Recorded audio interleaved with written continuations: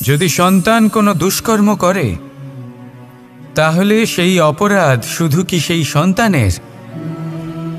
না, যদি সন্তান দুষ্কর্ম করে তাহলে অপরাধী তার মাতা পিতাও, যারা পুত্রমোহর কারণে সেই অনুচিত কাজে তাকে বাধা দেননি।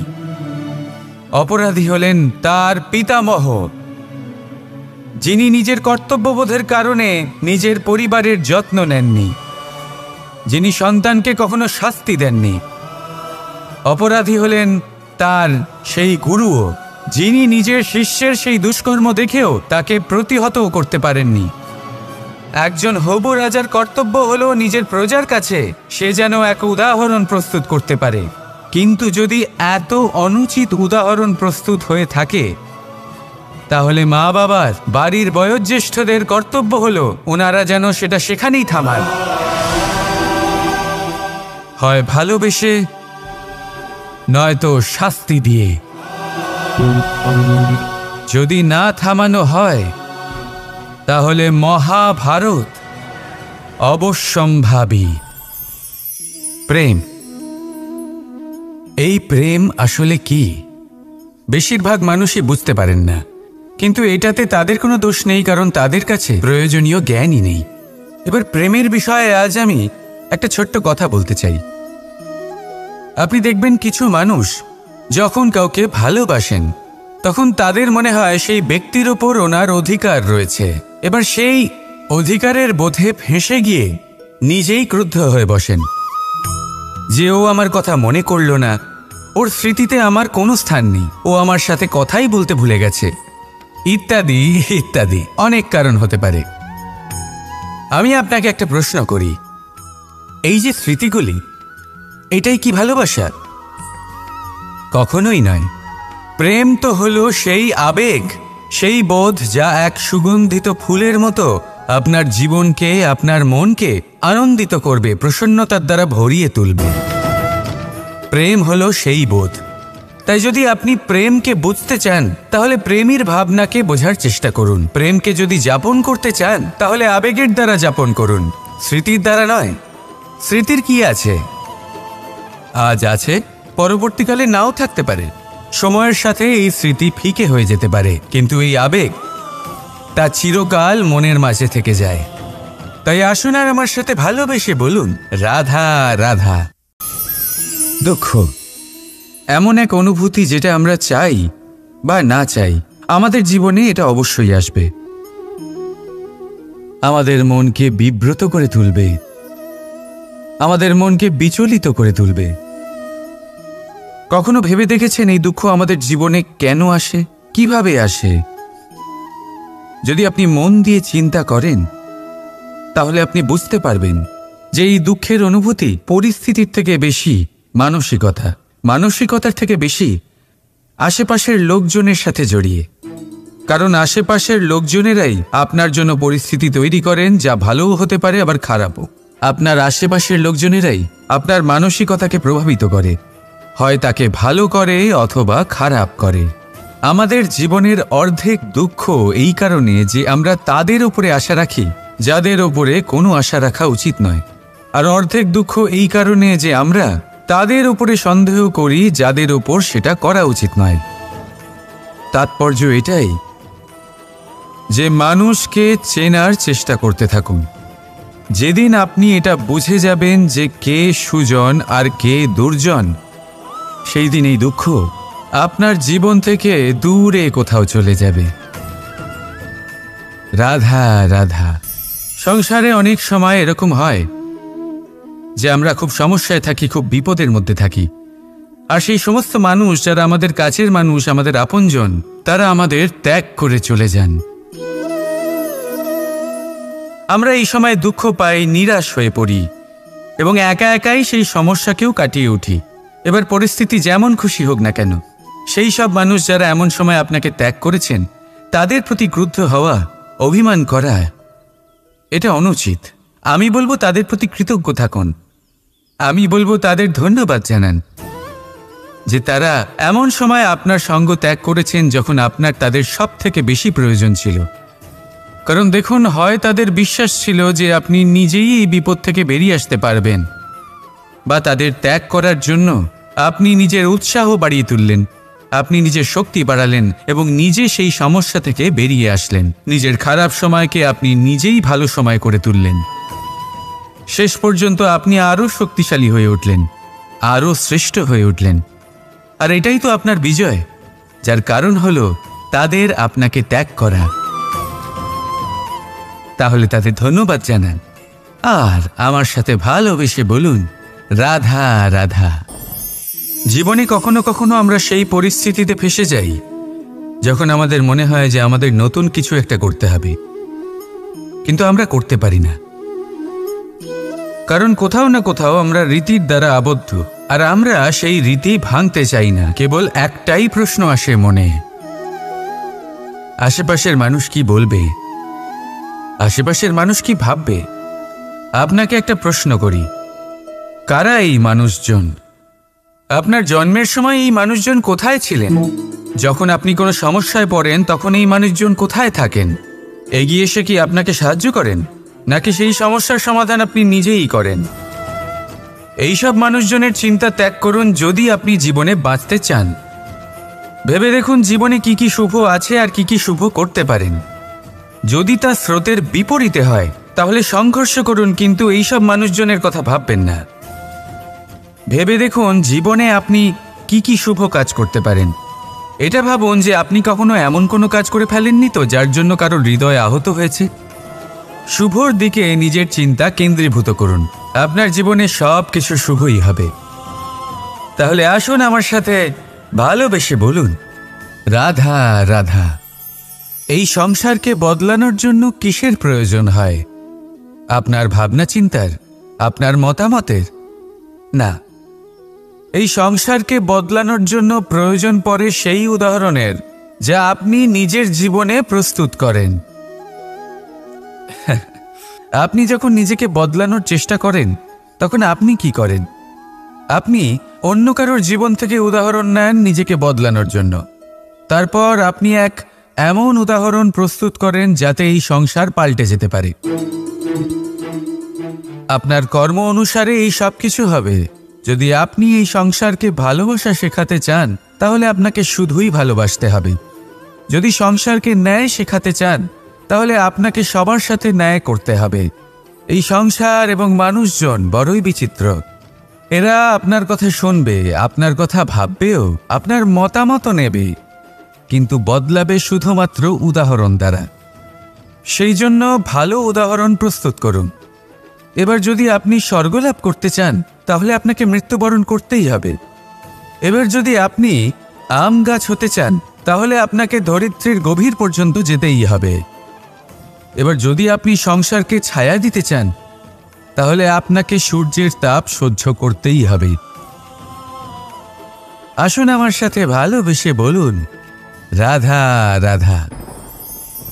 ধর্ম এবং প্রেম এই দুই হলো একই মুদ্রার দুই পিঠ।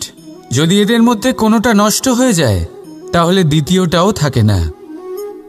কখনো ভেবেছেন এমন কেন হয়? তার জন্য আগে আপনাকে বুঝতে হবে যে ধর্ম আসলে কি। ধর্ম সেটাই যা এই সংসারের প্রত্যেক মানুষকে একে অপরের সাথে সুখ এবং শান্তিতে থাকতে প্রেরণা যোগায়। এই প্রেরণার আধার হলো প্রেম। প্রেম সেটাই যা আপনার মধ্যে অন্য কারোর প্রতি করুণাবোধ জাগিয়ে তোলে, সম্মান জাগিয়ে তোলে। এবার যদি প্রেম চলে যায় তাহলে সবার আগে বিনাশ হবে সম্মান আর করুণাবোধের। এবার যেখানে না প্রেম রয়েছে, না সম্মান রয়েছে, না করুণা রয়েছে, সেখানে ধর্ম কিভাবে বাস করবে? অশুভ ইচ্ছে জাগ্রত হয়ে ওঠে, ক্রোধ জাগ্রত হয়ে ওঠে, অহংকার জাগ্রত হয়ে ওঠে, আর তারপর আরম্ভ হয় অধর্মের।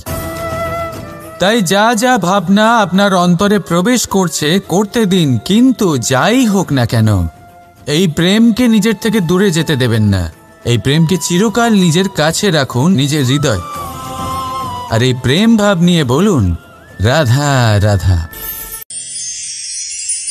বাবা বলেন যে কখনো কাদা দিয়ে বা মাটি দিয়ে দোল খেলো না।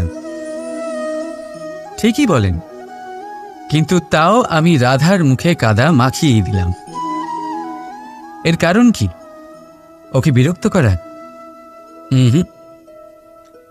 কারণ হলো ওকে একটা বার্তা দেওয়া।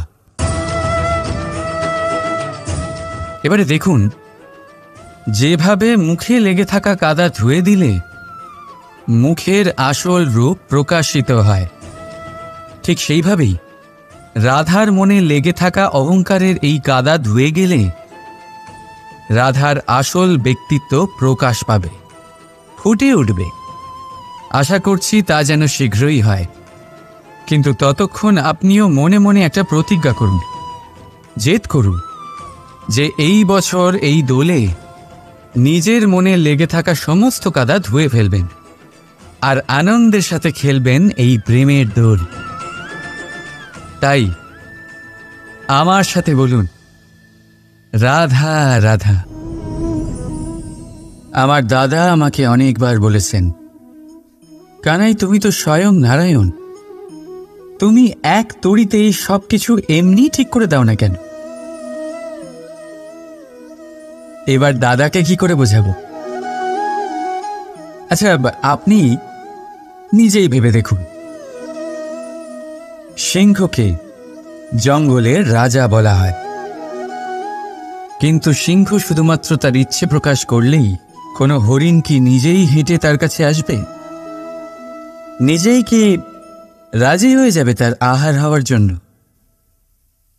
না, কখনোই না। যে কোনো কাজকে সফল করে তোলার জন্য আপনাকে চেষ্টা করতে হবে, পরিশ্রম করতে হবে, যাতে সেই কাজ ভালোভাবে সম্পন্ন হয়। শুধু ইচ্ছে দিয়েই কোনো কার্যসিদ্ধি হবে না। ইচ্ছে থেকে স্বপ্ন তৈরি হয়, তবে সেইগুলো সফল করতে গেলেও আপনাকে পরিশ্রম তো করতেই হবে। মনে করুন আপনার ইচ্ছে হলো খেতে, আর কোনো দয়ালু ব্যক্তি এসে আপনার সামনে খাবার রেখে দিল। তাও তা খেতে গেলে পরিশ্রম আপনাকেই করতে হবে। যদি ভালোবাসার ইচ্ছে থাকে তাহলেও নিঃস্বার্থ নিষ্পাপ মনে ভালোবাসনি। দেখুন, আপনি স্বপ্নে অবশ্যই উঠতে পারেন, কিন্তু এই পৃথিবীতেই আপনাকে বেঁচে থাকতে হবে। আর যদি এই ধরিত্রীতে আপনি এগিয়ে যেতে চান, তাহলে এই ভূমিকে পা দিয়ে আপনাকে পিছনে ঠেলতেই হবে। রাধা রাধা। জীবনে আমাদের অনেকের সাথে দেখা হয়, অনেকের সাথে বাক্যালাপ হয়। বহু মানুষকে প্রসন্ন বলে মনে হয়, আবার বহু মানুষকে চিন্তিত বলে মনে হয়। কিন্তু আপনি যদি এটা বোঝার চেষ্টা করেন যে কে বেশি প্রসন্ন থাকে আবার কে বেশি চিন্তিত থাকে, তাহলে আপনি এটা লক্ষ্য করবেন যে বৃদ্ধ আর যুবক বেশিরভাগ সময় চিন্তিত থাকেন, অন্যদিকে বালক সর্বদাই প্রসন্ন থাকে, চিন্তার কোনো রেশই থাকে না। এর কারণ কি? এবারে আপনি বলবেন, এত সহজ বিষয়, বালকদের মধ্যে এত বোধই কোথায় যে তারা জীবনের সমস্যা বুঝতে পারবে, কষ্ট বুঝতে পারবে, দায়িত্ব বুঝতে পারবে? বিষয়টা আসলে তা নয়। বৃদ্ধের বিষয়ে যদি আমরা কথা বলি, তবে বৃদ্ধ নিজের বিগত সময় নিয়ে ভাবতে ভাবতে মনে মনেই দুঃখী হয়ে যায়।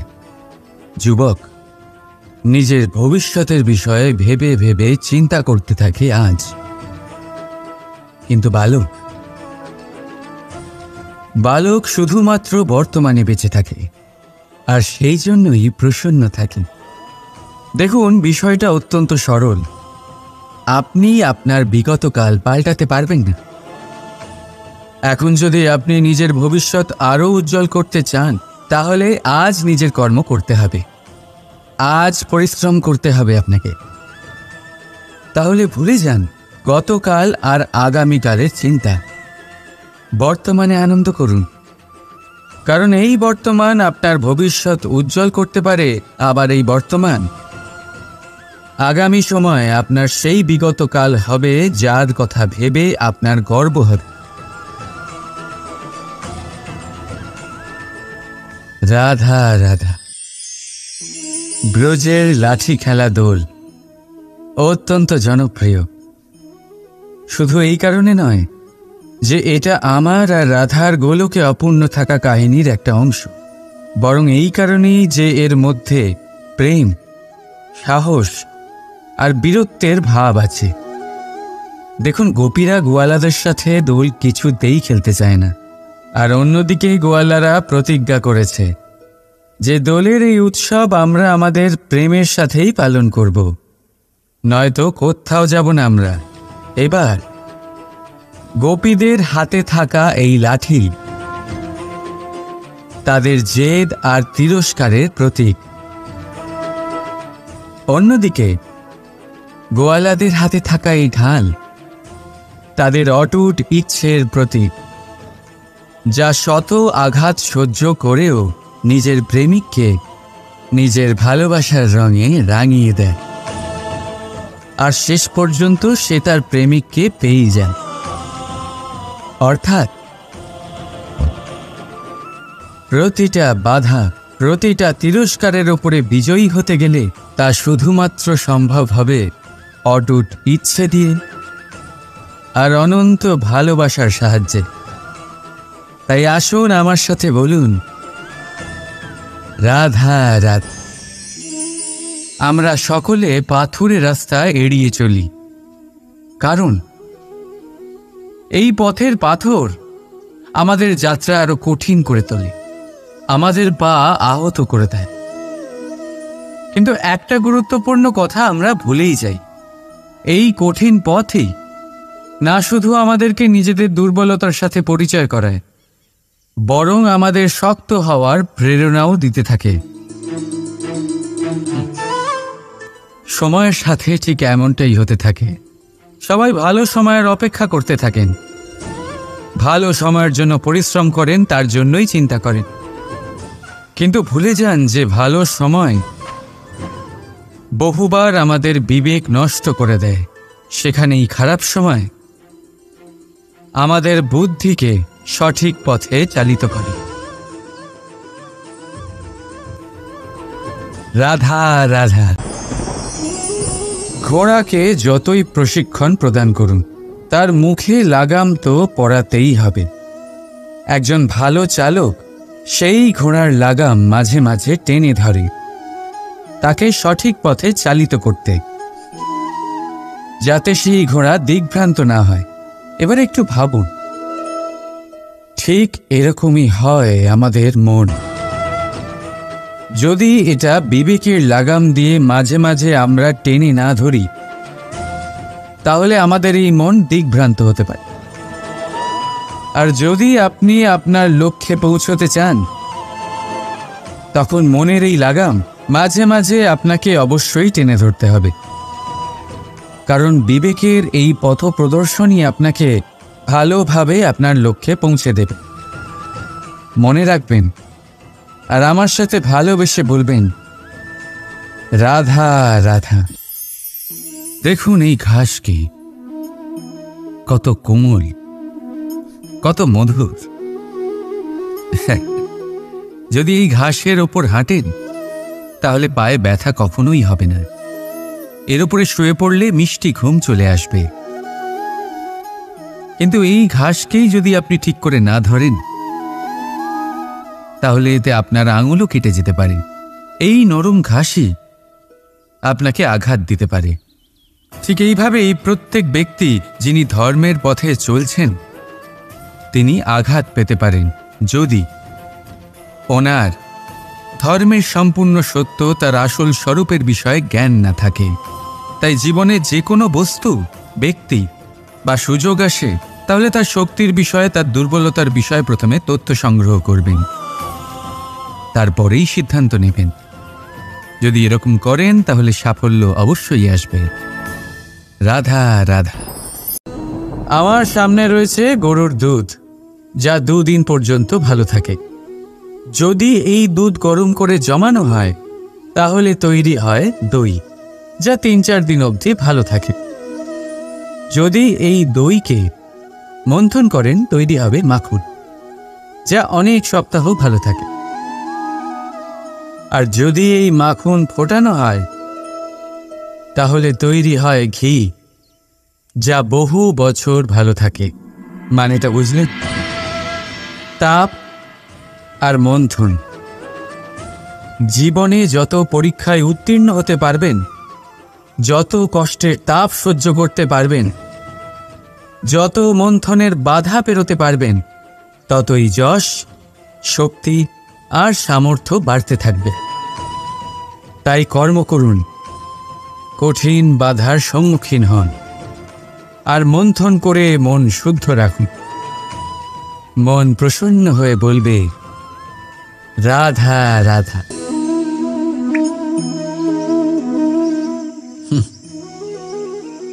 আকাশ থেকে ঝরে পড়া বৃষ্টির ফোঁটা বড়ই শীতল, মিষ্টি আর পবিত্র হয়, কিন্তু সবার ভাগ্য ভিন্ন ভিন্ন হয়। এবারে দেখুন, যদি কোনো ফোঁটা কলা পাতায় পড়ে তা শিশির হয়ে থেকে যায়, প্রকৃতির সৌন্দর্য বাড়ায়, প্রাণীদের তৃষ্ণা মেটায়। যদি কোনো ফোঁটা ঝিনুকে পড়ে তা মুক্ত হয়ে যায়, আর যদি কোনো ফোঁটা সাপের মুখে পড়ে তাহলে তা বিষ হয়ে যায়। এখানে সবার উৎপত্তি একই, কিন্তু গুণ ভিন্ন ভিন্ন হয়। কেন? কি কারণ এটার? কারণ হলো সংস্পর্শ। সংস্পর্শ বড়ই প্রভাবশালী হয়। চাইলে সে আপনার উত্তরণ ঘটাতে পারে, আবার চাইলে আপনার পতনও ঘটাতে পারে। এবার বৃষ্টির ফোঁটা এটা চয়ন করতে পারে না যে তার সংস্পর্শ কি হবে, তার ভাগ্য কি হবে। কিন্তু আমরা তো মানুষ, আমরা তো আমাদের সঙ্গ বাঁচতে পারি। তাই ভাবনা চিন্তা করে নিজের সঙ্গ বাছুন। এই চয়ন কিন্তু আপনারই, আর এর পরিণামও আপনাকেই ভোগ করতে হবে। রাধা রাধা। এই ফল দেখতে পাচ্ছেন আপনি? সবাই জানে এই ফলের থেকে বেরোনো বীজ একটা নতুন বৃক্ষকে জন্ম দেবে, যেই নতুন বৃক্ষ আবার এমন এক ফলের জন্ম দেবে। কিন্তু আপনি কি কখনো ভেবে দেখেছেন ফল আর বীজের সম্পর্ক এতই গভীর, অথচ বৃক্ষের মূল আর বৃক্ষের শাখার মধ্যে এত দূরত্ব কেন? কারণ দূরত্ব অতি আবশ্যক। যদি আপনি কাউকে নিজের কাছে চিরকালের জন্য রাখতে চান, তখন তাদের থেকে দূরত্ব কিছু সময় দরকারি। এই দূরত্বই হলো সেই কারণ যার জন্য আপনি আপনার সঙ্গীর মাহাত্ম্য বুঝতে পারেন। এই দূরত্বের জন্যই আপনি আরও প্রেরণা পান যাতে তাদের সাথে আবার দেখা হয়। আর সেই জন্য মনে রাখবেন, দূরত্ব কখনোই খারাপ নয়। ফলের থেকে বীজের এই দূরত্বই নতুন ফল হওয়ার কারণ হয়ে দাঁড়ায়। প্রেমের আসল পরীক্ষা হয় এই দূরত্ব দিয়েই। তাই দূরত্বের সাথেও প্রেম করুন, আর ভালোবেসে বলুন, রাধা রাধা। আসতে চলেছে দোল উৎসব। দোল অর্থাৎ রং, দোল অর্থাৎ প্রেম, দোল অর্থাৎ রাধা কৃষ্ণ। কখনো ভেবেছেন কেন এই দোল উৎসব রাধা কৃষ্ণের সাথে জড়িত? উত্তর সহজ। রাধা আর কৃষ্ণ পৃথিবীতে এসেছে প্রেম শেখাতে, আর পৃথিবী তৈরি হয়েছে পঞ্চরঙের পঞ্চ পদার্থ দিয়ে: ভূমি, বায়ু, অগ্নি, জল আর আকাশ। দোলের এই উৎসব না শুধুমাত্র রাধা আর কৃষ্ণের প্রেমের প্রতীক, বরং পৃথিবীতে এই পঞ্চ পদার্থের মিলনেরও প্রতীক। সেই পদার্থ যা না কেবল এই পৃথিবী তৈরি করে, বরং সেই মানুষদেরও সৃজন করে যারা এই পৃথিবীতে বাস করে। আর যখন মানুষ একে অপরকে দোলের রঙে রাঙিয়ে দেয়, তখন কাউকে আলাদা দেখতে লাগে না। সবাইকে একরকম লাগে। কারোর মুখ দেখা যায় না, যদি কিছু দেখা যায় তা শুধু এই রং, প্রেমের রং, উল্লাসের রং, পৃথিবীর নির্মাণকারী পঞ্চ পদার্থের রং। তাই বয়ে যান এই রঙের নদীতে আর গড়ে তুলুন এই সম্পর্ক এক নতুন উদ্যমে। শুভ দোলযাত্রা। আর হ্যাঁ, ভালোবেসে বলুন রাধা রাধা। রাধার সাথে যখন আমি ফুলের দোল খেলেছিলাম তখন সেই অনুভূতি অন্যরকম ছিল। পুষ্প মানে ফুল, তাদের উপরে বর্ষানো হয় যারা বিজয়ী হয়ে ফেরেন, যাদের পদক্ষেপ শুভ হয়, যারা পবিত্র হন। এবার যে প্রেমিক নিজের প্রেমিকার হৃদয় হরণ করে নেয়, তার থেকে বেশি শক্তিশালী কে? যে নিজের আগমন দ্বারা আমাদের জীবনধারা পাল্টে দেয়, তার থেকে বেশি শুভ কি? আর যে এসে আমাদের মনের কষ্ট লাঘব করে তাতে প্রেমের রং ভরে দেয়, তার থেকে বেশি পবিত্র কে? তাই সেই প্রত্যেক ব্যক্তি যিনি আপনার কাছে প্রিয়, যাদের আপনি ভালোবাসেন, তা তিনি আপনার মা হন, বাবা হন, বন্ধু হন, ভাই বোন হন, গুরু হন, তাদের উপরে পুষ্প বর্ষালে না শুধুমাত্র আপনার মান বাড়ে, বরং তাদের মনও আনন্দে ভরে যায়। কারণ রঙের সাথে যখন সুগন্ধ মিশে যায় তখন আনন্দ দ্বিগুণ নয়, শতগুণ বেড়ে যায়। রাধা রাধা।